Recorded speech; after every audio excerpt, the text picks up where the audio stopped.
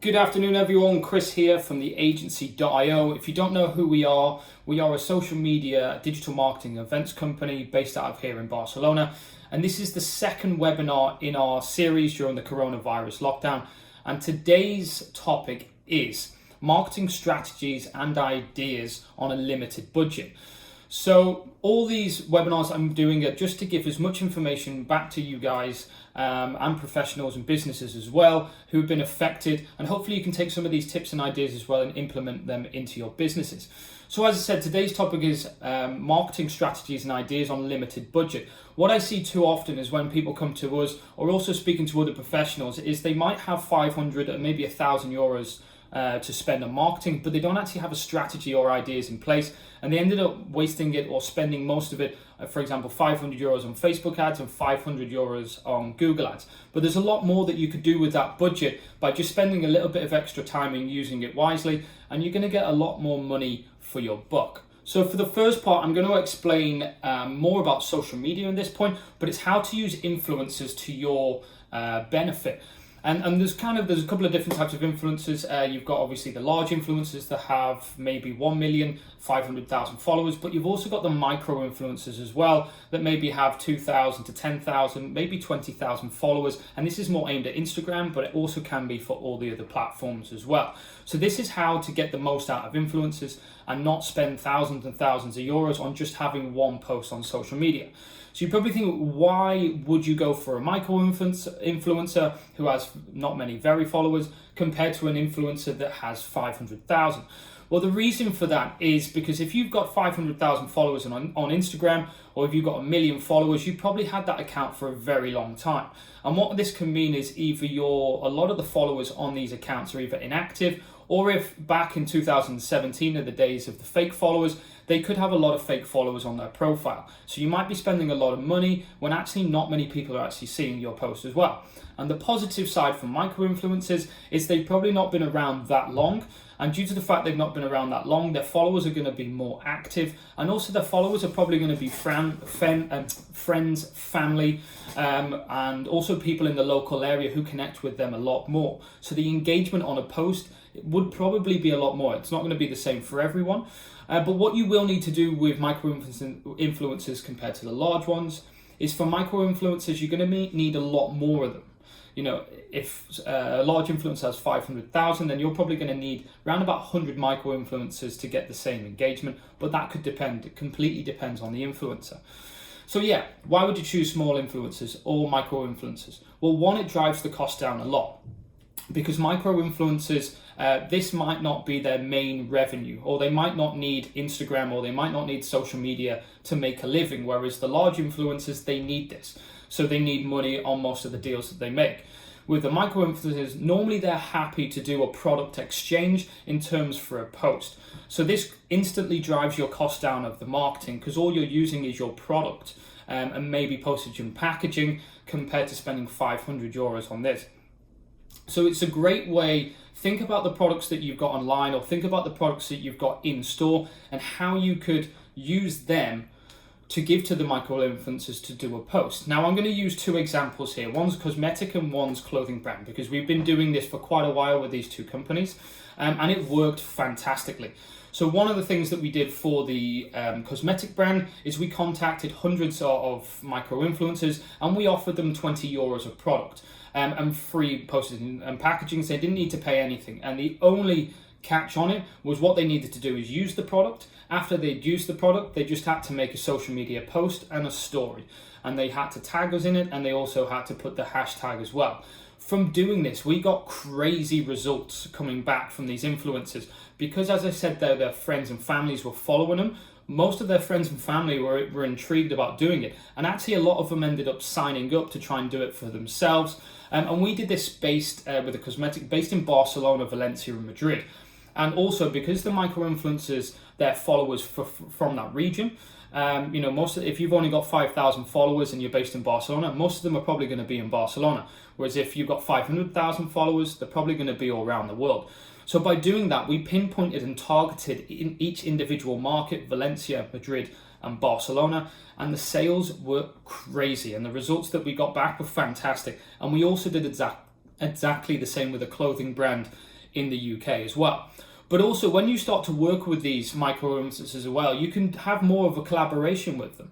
So once you're trusted and you maybe sent them like 2 or 3 products and they've been posting them online, you're in a conversation with them. If you're doing a photo shoot or you want more content for your restaurant, you want more content for your clothing brand, let's say, speak to them, because a lot of the time, if they aspire to be a big influencer, they're going to need these jobs to get there.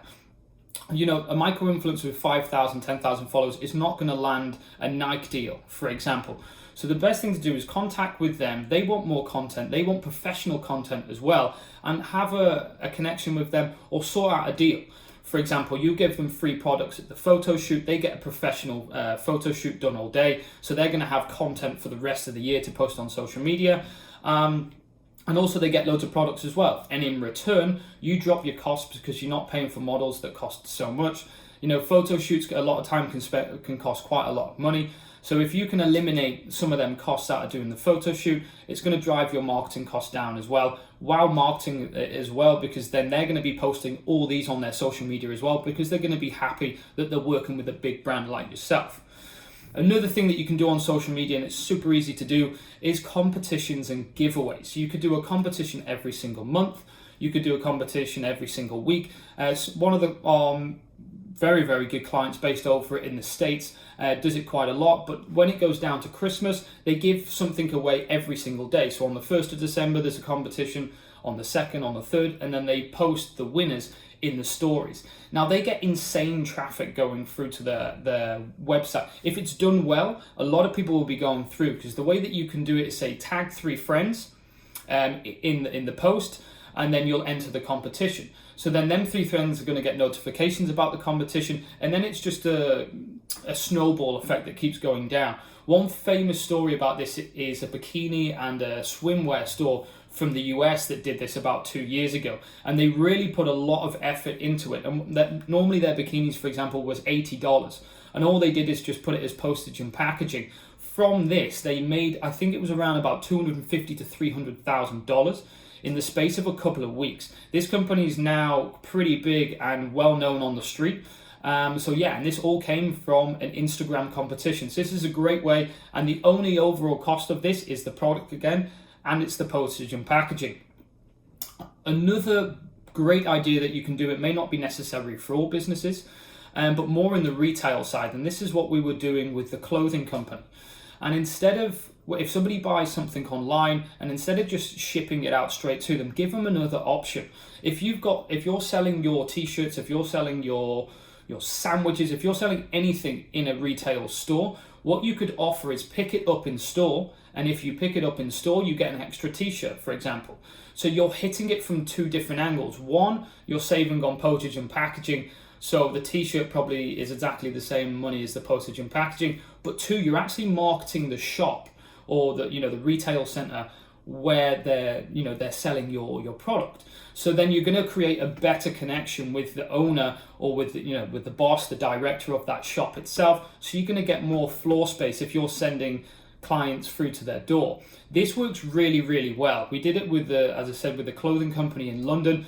We offered that people go to the store, they get a free t-shirt, and the store owners were absolutely going mad about it because they were getting more traffic through, and then people are buying other products in the store. So much so that a couple of the stores actually offered us to completely just sell the clothing that we were selling at the time. So apart from the social media side influence, there's so much more that you can do as well. And this is pretty much completely zero budget right now.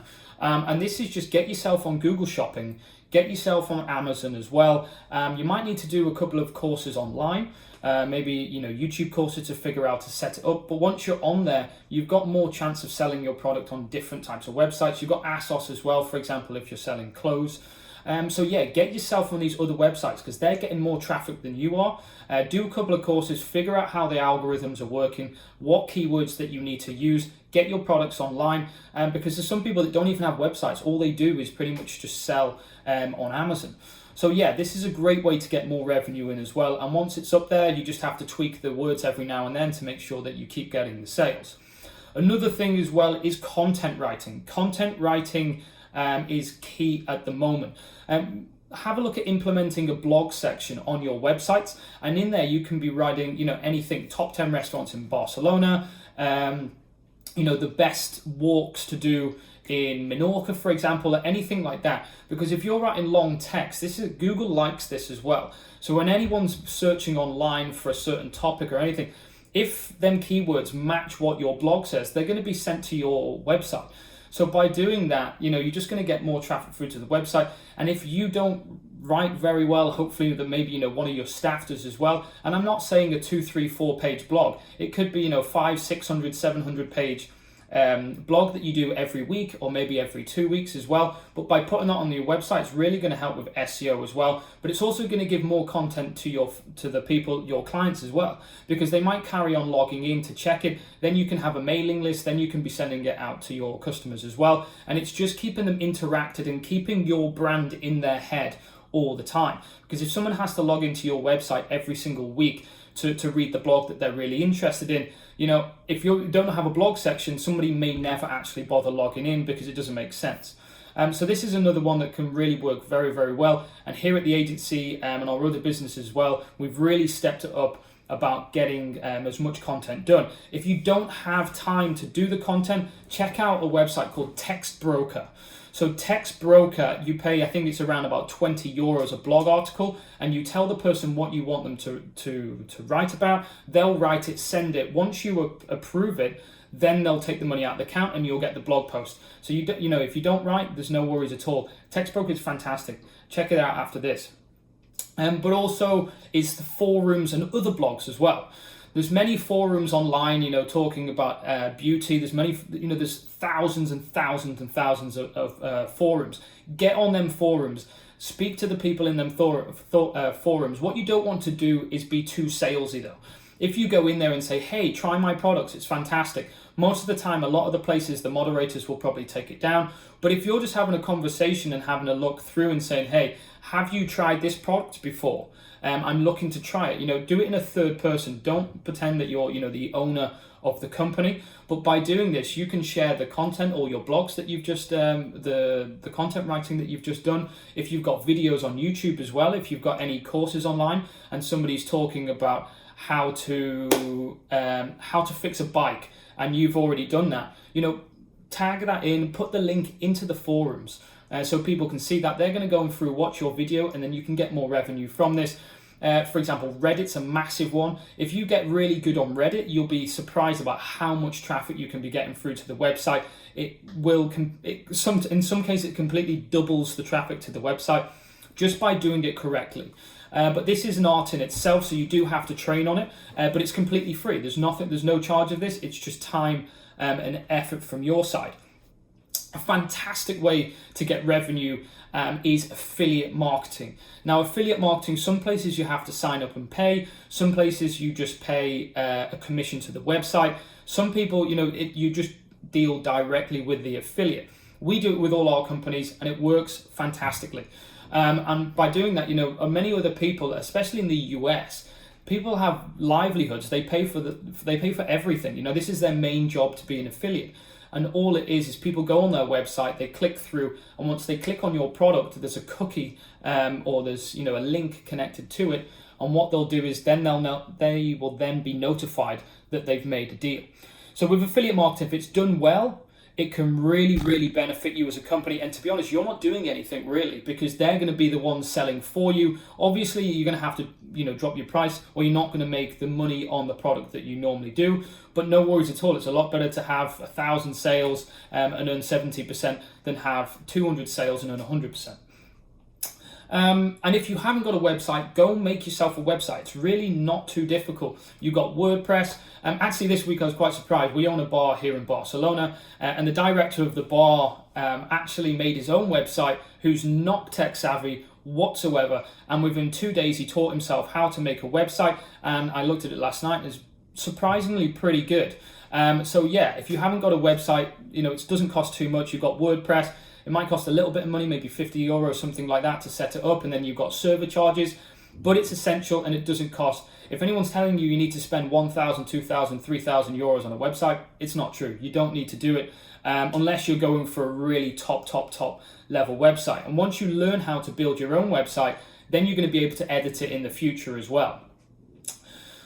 So yeah, as I said, marketing strategies and ideas on a limited budget or completely free. So whenever we're trying to do collaborations with other companies, what I try and look for is what we can offer the other company for free, and a product or a service, and then what they can offer us. I always try and eliminate money out of as many things as possible, because also as well, it's going back to the olden days with the bartering system, and you create a really close connection as well with the other companies or influencers. So have a little think what you could give away for free and what you could get back. What do you need marketing wise, and also what can you give to the customer? If you've got a restaurant and you know that one of them is a journalist, why not speak to them, offer them free food? They'll have free meals if they can do your blog post.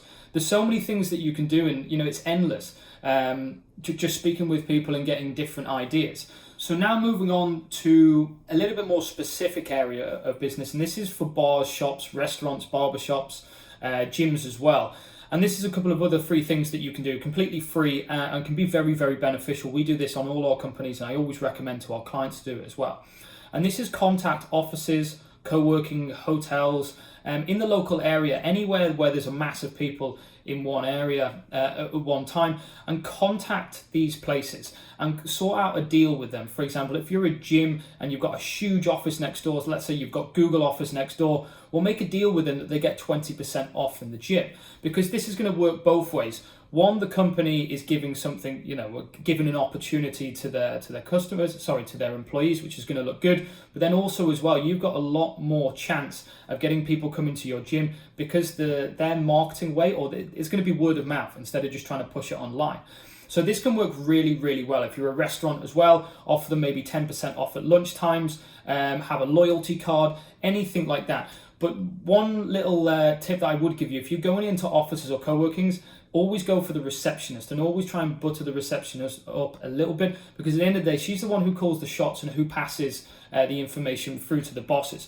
But if you get this right, and it could be a barbershop, if you say to them that, okay, on a Thursday afternoon, anyone from that company gets 50% off haircuts, you'll be surprised, because you can choose the day that you don't have the most people coming into the barbershop. And if you give that offer to the hotels, well, maybe not hotels, but at the co-workings and the offices, you might get a lot more people coming through the door. You might not be getting the full amount that you want, but at least you're full, at least you got more people. Then people are going to talk, and before you know it, you could be completely full from one office on a certain particular day. Another way is co-branding as well. If you're not that big of a company yet, but you want to get there, connect with a company who's bigger than yourself. If you've got one, for example, in Barcelona, it's massive, Anytime Fitness.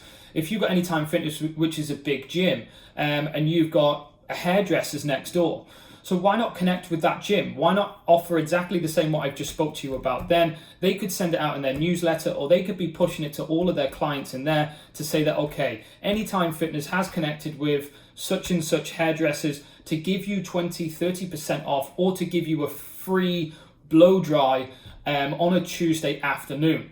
So by doing that, you're not actually spending anything on marketing. You're only using your product again, but you've got the chance of a lot more people coming through, and you're using a bigger brand to push your brand as well, which looks really good. Co-branding is one of the main things that I try and do as well. I always try to get connections, synergies with as many different companies as possible, and trying to eliminate the money out, as I said before. I'd say that the main thing that I would do in terms of marketing, this is a personal opinion of mine, but it has worked, and this is why I'm telling you, is do the research on your competitors. Do the research, find out where they're marketing, find out it's going to be difficult about what they're spending, but find out where they're marketing, where they are online, if they're in newspapers, if they're in this, find as much information about your local businesses, your competition, and then doing that, do something else that they're not doing, because you might be very surprised with the hairdressers that, let's just use this in an example, that hairdressers, they're posting on Facebook, they're on Google Ads, they're doing stuff on YouTube, but on Reddit, for example, on the forum, then that nobody's using the Reddit forum, and there might be pages and pages of people asking for certain advice. if you hack in or if you get into that little market area, then you're going to capture all them people who are there. And as I said, this is what we do at the agency. We look for different ways, or where people aren't marketing, but there are audiences. Because at the end of the day, you want to get your brand in front of as many people as possible. So this is a great way to do it. So yeah, I'm going to finish there for today. Thanks for checking in. If you have found anything helpful, please leave a comment below or send me an email at hi@theagency.io. I'll get back to you as soon as possible, and I'll see you next Thursday.